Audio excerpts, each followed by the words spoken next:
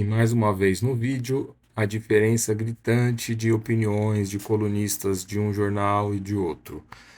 Opiniões da Globo sempre muito mais enviesadas, vendidas, puxando o saco, inventando mentira e querendo justificar, passar pano e acabar com a população. É sempre essa política, assim como os artistas da Rede Globo. Não esqueçam de curtir, compartilhar e se inscrever no canal. Aí, o especialista em fake news da Rede Globo, assim, ó, com a turma do Soros, assim, ó, Pablito Hortelado. Na briga entre Musk e o Supremo, quem perde a democracia. Aí a gente vai ver, e depois vai ver o do Estadão, sobre o mesmo tema. O Estadão também vai falar sobre isso, quem perde a democracia. Aí você vê o comparativo do nível dos jornalistas da Globo com jornalistas do Estadão, que é um veículo bem similar. Ambos centenários. A Globo tá com 100 anos, até colocando aqui em cima, né? Tudo não é mais velho. Uma análise cuidadosa, né, mostra que esse caso, tanto o Musk quanto o ministro, cada um à sua maneira, ambos contribuem para o enfraquecimento da democracia brasileira. Os inquéritos dos movimentos antidemocráticos apresentam problemas de forma, como já discuti em outras ocasiões, mas também de conteúdo, fiquei até surpreso. No que se refere às publicações nas mídias sociais com conteúdos ilícitos, o ministro tem adotado uma abordagem mão pesada. No passado, a punição padrão para uma publicação considerada ilícita pela justiça era a exclusão dela especificamente. Considerava-se que a exclusão da conta do infrator configurava a censura prévia, uma vez que o impedia de cometer um novo ato ilícito antes mesmo de ser cometido. Os inquéritos da corte, porém, tornaram triviais as suspensões de contas em vez de apenas das publicações problemáticas. Entre o final de 2022 e 2023, quando o país assistia a campanhas maciças que incentivavam a intervenção militar, parecia razoável, diante da urgência, suspender contas que publicavam conteúdos ilícitos de maneira reiterada. Contudo, depois do fim do movimento golpista, da prisão dos líderes, não há mais justificativa para suspender contas inteiras, e a censura prévia não é o único problema. As ordens de exclusão são dadas sem que os envolvidos tenham oportunidade de se defender. São decididas sem um devido contraditório, em segredo de justiça. Até aqui tá bem bacana, assim, surpreendente aí o Pablo Hortelado.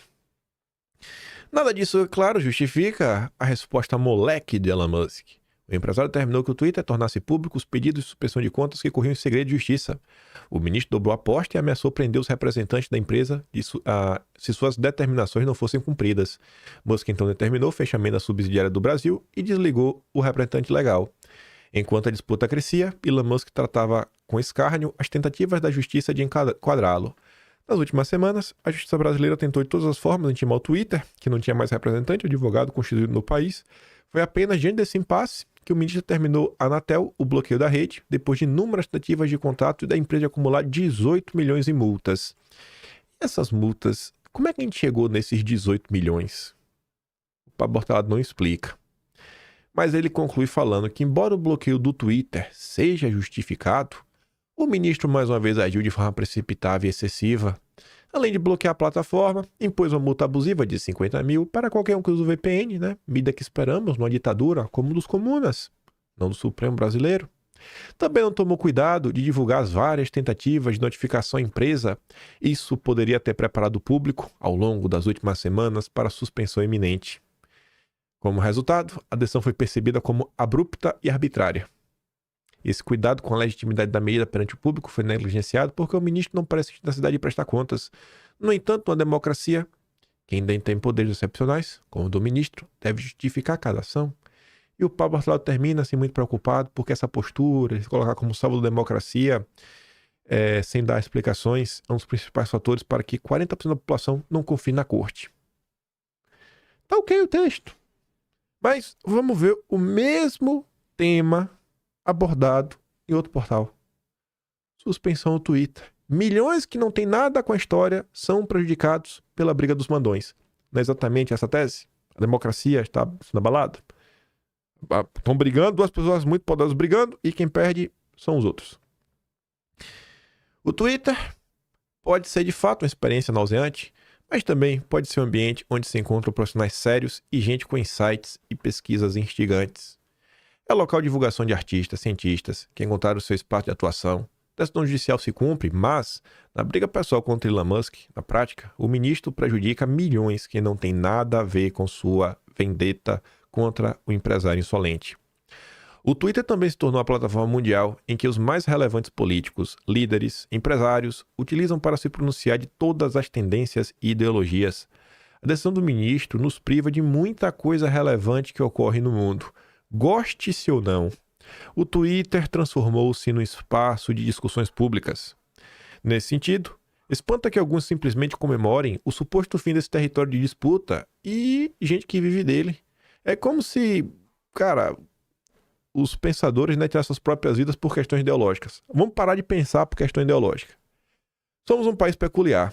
Ocorreu com Joaquim Barbosa, depois com Sérgio Moro e agora com o ministro.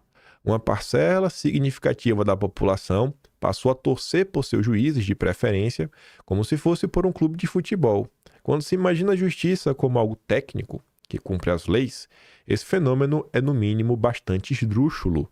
Um juiz que já foi filiado ao DEM, MDB, PSDB, foi ministro, entre aspas, golpista do Temer e hoje virou besta-fera do bolsonarismo e herói da esquerda, uma história e tanto. E estamos numa briga que não é tão fácil assim determinar quem tem razão. De um lado, Musk foi provocador, inconsequente, utiliza de fato a plataforma para seus próprios propósitos, né, políticos e age com pirotecnia. Do outro, o ministro não tem arredado o pé da condução de inquéritos cada vez mais injustificados. Se por um lado, sua ação pode ter sido fundamental para esvaziar o golpe de Estado, e aqui eu fiquei surpreso, ele botou entre aspas, né? Esvaziar um golpe de Estado. Será? Ou se tornou uma desculpa eterna para os abusos? Será que realmente teve uma tentativa de golpe de Estado? Ou era só uma justificativa? Sua atuação se degenerou a ponto de se tornar uma espécie de censor geral do Brasil.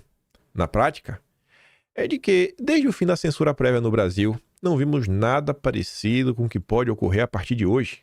O fim abrupto de um espaço de discussão onde todos podiam participar, mesmo que seja com pesos e influências diferentes. Difícil dizer que se trata apenas de uma questão de Estado de Direito, porque certos princípios vitais de um país, como liberdade de expressão, ficam feridos de morte. Sem falar, e isso já foi dito, que dará discurso pra gente que apoia o golpe e hoje clama por aí que vivemos em uma ditadura.